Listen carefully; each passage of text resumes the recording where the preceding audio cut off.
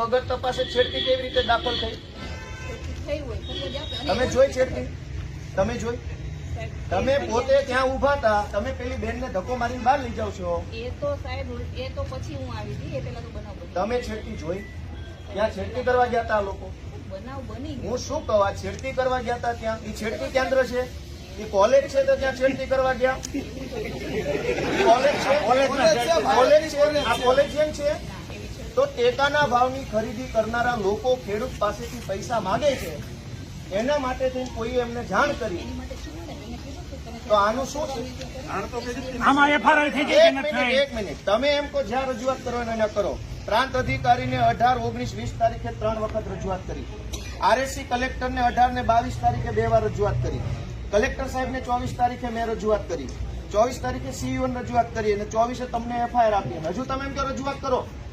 ગુંડા તમને રજૂઆત કરવા આવ્યા હતા? બેન, ભગવાનથી ડરો, ભગવાનથી ડરો. તો ધીમે એટલે પણ હું કઈ ખાઈ ગયો? તમે અમને પર ખોટા આરોપ મૂકો. બેન, તમે છેડતીનો આરોપ કેવી રીતે લગાવ્યો ના પર? હાલો, પગે લાગુ. લો, છેડતીનો આરોપ કેવી રીતે કર્યો? કેવી રીતે છેડતી કરી હમણે? નહીં, કેવી રીતે છેડતી કરી હમણે? છેડતી ફરિયાદીનો બધું કે છે, મેં કીધું. પગે લાગુ તમને. પગે લાગુ. લો, છેડતી કેવી રીતે કરી દે?